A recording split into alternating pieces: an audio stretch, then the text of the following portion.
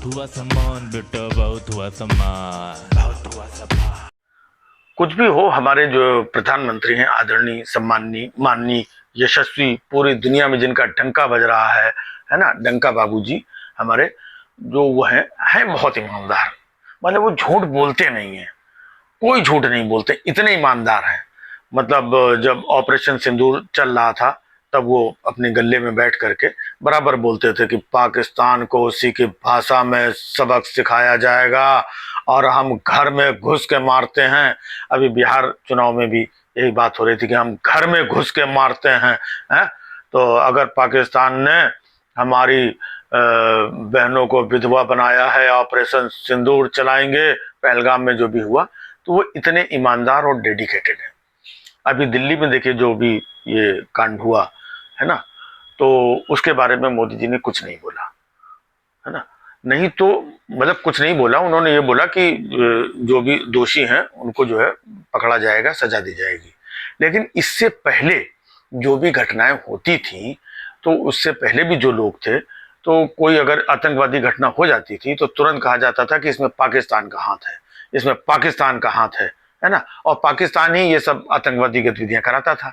लेकिन इस बार पाकिस्तान ने ये नहीं किया है और मोदी जी झूठ बोलते नहीं है ना। अगर झूठ बोलते होते तो इस बार भी मोदी जी कह देते कि नहीं नहीं, ये जो घटना हुई है इसमें पाकिस्तान का हाथ है, हम पाकिस्तान को घर में घुस के सबक सिखाएंगे, ऑपरेशन सिंदूर अभी जारी है और जिस तरीके से हमने पिछली बार इनको उनके यहाँ घुस करके मारा था, इस बार दुगनी शक्ति से और ज्यादा प्रहार किया जाएगा, ऑपरेशन सिंदूर। लेकिन ऐसा मोदी जी ने कुछ बोला नहीं। और मोदी जी ने तो ये भी बोला था कि ऑपरेशन सिंदूर अभी रुका नहीं है, जारी है। मतलब अगर पाकिस्तान ने कोई हरकत की तो एक्ट ऑफ वॉर माना जाएगा और तुरंत हमला, अटैक उनका इंतजाम किया जाएगा। तो मोदी जी ने ये भी नहीं बोला, है ना, क्योंकि मोदी जी झूठ नहीं बोलते हैं। अगर पाकिस्तान ने किया होता तब मोदी जी बोलते। अब मोदी जी ने पाकिस्तान को देखो बिना बात के बदनाम नहीं किया। पहले की सरकारें जो करती थी, कहीं पर हमला, बम विस्फोट, अरे पाकिस्तान का हाथ है, पाकिस्तान का हाथ है, पाकिस्तान का हाथ है। लेकिन मोदी जी ने, जब पाकिस्तान का हाथ था तब पहलगाम में, पुलवामा में, उससे पहले जो भी हुआ उरी में, तब मोदी जी ने खुल करके, घुस करके, कभी सर्जिकल स्ट्राइक किया, कभी अंदर घुस करके जहाजों से, इनसे उनसे खूब मारा पीट। लेकिन इस बार ये पाकिस्तान के आतंकवादियों ने नहीं किया है। ये बात तो साफ हो गई। और ये भी बात साफ हो गई कि मोदी जी ईमानदार हैं। अगर ईमानदार ना होते, सच्चे ना होते, तो मोदी जी भी बोल देते हैं भाइयों और बहनों, ये जो दिल्ली में जो कांड हुआ है ये पाकिस्तान की हरकत है, हम पाकिस्तान को छोड़ेंगे नहीं, घर में घुस के मारेंगे, बोलते। लेकिन मोदी जी ने बोला, अमित शाह जी ने बोला, और किसी ने बोला नहीं बोला, है ना। इसका मतलब इसमें जो घटना हुई है इसमें पाकिस्तान का कोई लेना देना नहीं है। तो अब मसला ये है कि इसमें लेना देना किसका है। इसका मतलब ये है कि अपने ही देश के अंदर आतंकवाद पनप रहा है, अपने ही देश के अंदर इतने आतंकवादी हैं, और 56 इंच का सीना होते हुए, इतनी मजबूत सरकार होते हुए, ठीक है, जो पाकिस्तान के अंदर भी घुस के मारते हों, उनके होते हुए अपने ही देश में आतंकवादी पनप रहे हैं और इतनी बड़ी घटना को अंजाम दे रहे हैं, वो भी देश की राजधानी दिल्ली के अंदर। और वो भी उनके यहाँ से, इधर से उधर से हजारों किलो आरडीएक्स और फलाना ढिमाका ये सब बरामद हो रहा है। तो ये तो बहुत ज्यादा सोचने वाली बात है? मोदी जी और अमित शाह जी जो भी थे, ये लोग कहते थे कि देखो पिछले 11 साल से, जब से हमारी सरकार है, एक भी आतंकवादी घटना नहीं हुई। तो वाकई में मतलब तब से नहीं हुई, अब हो रही है। तो ये क्यों हो रही है? पहले की सरकारों में आतंकवादी घटनाएं होती थी, जब से ये लोग आए तब से आतंकवादी घटनाएं नहीं होती। जो होती हैं वो दूसरी घटनाएं हैं, उनको आतंकवादी घटनाएं नहीं बोला जाता है। मतलब ये घटना को भी अभी तक आतंकवादी घटना नहीं बोला गया है। अगर बोला भी गया है तो पाकिस्तान का हाथ नहीं है इसमें, पाकिस्तान के बारे में कुछ नहीं बोला गया है। तो इसका मतलब ये सारे आतंकवादी यहीं के हैं, और यहीं के हैं, ये तो बड़ी और चिंता की बात है कि यहीं पर रह करके, यहीं पर हमारे बीच में आतंकवादी घुसे हुए हैं, और हमारे बीच में रह करके ये आरडीएक्स, फलाना ढिमाका, ये कार, ये विस्फोट, ये नुकसान, ये तो हमारी जो एजेंसीज थी मौके पे काफी कुछ पकड़ लिया गया, नहीं तो और बड़ा हादसा करते।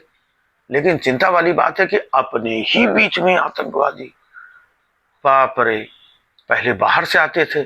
मतलब हो सकता है मोदी जी कहते थे ना कि आत्मनिर्भर आत्मनिर्भर, है ना, तो कहीं इन नालायक आतंकवादियों ने तो नहीं सुन लिया कि अब हम पाकिस्तान के ऊपर निर्भर नहीं रहेंगे, अब हम आत्मनिर्भर हो जाएंगे, हम अपना ही माल इधर से उधर करेंगे, हम अपनी ही गाड़ियों का इस्तेमाल करेंगे, हम अपने ही डॉक्टरों का, अपने ही आदमियों का इस्तेमाल करेंगे, हम इन्हीं के दम पे हम आतंक फैलाएंगे।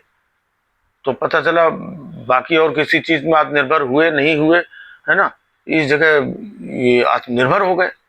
तो ये काफी सोचने वाली बात है। और दूसरी बात यह है कि अगर ऐसी कोई बात होती तो अब तक हमारे न्यूज मीडिया के लोग भी चिल्लाने लगते, पाकिस्तान को हम घुस के जवाब देंगे और कब्जा कर लेंगे, कराची पे कब्जा कर लेंगे, पेशावर पे, इस्लामाबाद पे, यहाँ वहाँ। अब तक हमारे मीडिया वाले भी घुस के कब्जा कर लिए होते, मीडिया वाले चिल्ला रहे होते इसमें इसका हाथ है, उसका हाथ है। लेकिन भाई साहब, इसमें किसका हाथ है, क्या है? लोग पकड़े तो जा रहे हैं इधर उधर, ये डॉक्टर पकड़ा गया, वो डॉक्टर पकड़ा गया, वो फलाना पकड़ा गया, उसका नाम आ रहा है, इसका नाम आ रहा है, लेकिन कौन सा ग्रुप है, कौन सा नेटवर्क है इसमें? तो वो जो पाकिस्तान का एक संगठन है उसका भी नाम आ रहा है।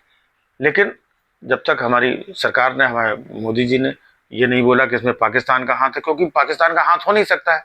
मोदी जी तो वहां जाके जितने आतंकवादी के ठिकाने थे वो तो सब ध्वस्त कराए थे, वो कितने आतंकवादियों को निपटा भी दिया था। तो वहां तो आतंकवादी अब बचे ही नहीं है, क्योंकि हमारी सरकार ने निपटा दिया था।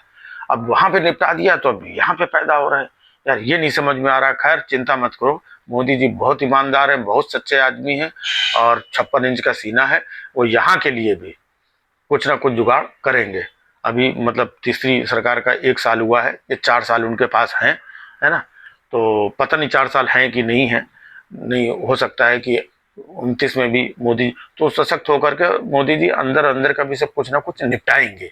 हाँ, अभी इधर उधर कहीं, अब तो चुनाव खत्म हो गए, चुनाव अगर चल रहे होते तो किसी न किसी रैली में चढ़ करके मोदी जी अपना आगे का प्लान भी बताते। अब वो प्रेस कॉन्फ्रेंस वगैरह तो बिलीव नहीं करते हैं, करते नहीं, ऐसी बात नहीं, बिलीव नहीं करते हैं। प्रेस कॉन्फ्रेंस में क्या बोलना, जब आए दिन इधर उधर रैली होती है ना, और इधर उधर कहीं झंडी अंडी हिलाने जाना होता है तो वहां भाषण देते, वही भाषण में वो दोनों काम निपटा लेते हैं। प्रेस कॉन्फ्रेंस वाला भी, वो रैली वाला भी, और इनको जो बोलना होता है और जो आतंकवादियों को, जो पाकिस्तान को जो संदेश देना होता है, सब इकट्ठा संदेश दे देते हैं। क्योंकि मोदी जी के पास काम बहुत है, ऐसा तो है नहीं खाली बैठे हुए, तो एक ही जगह यहाँ से वहां सबको संदेश दे देते हैं। तो अब कोई चुनाव आएगा जब अगला, तो वहां पर रैली करके अब आगे की इन लोगों से कैसे निपटना है उसका प्लान मोदी जी के दिमाग में चल रहा है। अब उसका प्लान जो है वो अब जैसे अगला कोई चुनाव होगा, रैली होगी, तो रैली पे खड़े हो भाइयों, बड़ा मैसेज देना जानते हैं वो, है ना। ये छोटे मोटे मैसेज प्रेस कॉन्फ्रेंस करके ये तमाम, है ना, पत्रकार आ गए। बताओ पत्रकारों का कोई भरोसा है? बताइए, वो धर्मेंद्र जी थे बंबई के, इतने बड़े एक्टर, उनको कल आज तक वालों ने जीते जी मार दिया था। तो ऐसे लोग अगर प्रेस कॉन्फ्रेंस करेंगे, सवाल पूछेंगे मोदी जी, तो उन पर भरोसा करोगे क्या? है तो भरोसे लायक मीडिया नहीं है, ये मोदी जी को भी मालूम है, इसलिए प्रेस कॉन्फ्रेंस नहीं करते हैं। और कुछ लोग यहाँ चिल्लाते हैं 11 साल हो गए मोदी जी प्रेस कॉन्फ्रेंस नहीं कर रहे हैं, प्रेस कॉन्फ्रेंस नहीं करते हैं, है ना।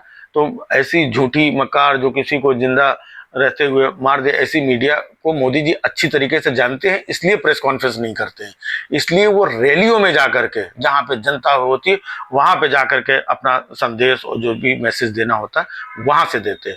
और वही बस ये जो कुछ हुआ है ना, जो भी आतंकवादी डॉक्टर वॉक्टर हैं, थोड़े दिन और रुक जाओ, मोदी जी का प्लान चल रहा है।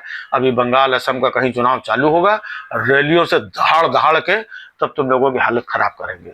हाँ, ईमानदार आदमी, पाकिस्तान का कोई लेना देना नहीं था। पाकिस्तान का होता ना तो ऑपरेशन सिंदूर चालू था, अभी बम और चीजें पटाखे वहां जाके गिरा देते, मीडिया कब्जा सब चालू हो गया होता। नहीं, लेकिन कभी मोदी जी झूठ नहीं बोलते हैं और बिना वजह किसी को बदनाम नहीं करते हैं, इसलिए पाकिस्तान का नाम नहीं लिया है। ये यहीं के कुछ चोरन चिंटू टिंकू गुड्डू हैं, और इनको भी रुक जाओ, इनका भी इलाज किया जाएगा। मोदी जी छोड़ेंगे नहीं, बस अगला कोई चुनाव होने दो, रैली आने दो, फिर देखना। हाँ भाइयों बहनों, ऐसे नहीं होता है। ये जो डॉक्टर लोग, ये इनके घर पे ऑडियंस, इन्होंने दिल्ली में करके हमारी भाइयों बहनों के ऊपर, देखना सारा कुछ सामने आएगा। हाँ, बहुत हुआ सम्मान बेटा, बहुत हुआ सम्मान, बहुत हुआ सम्मान।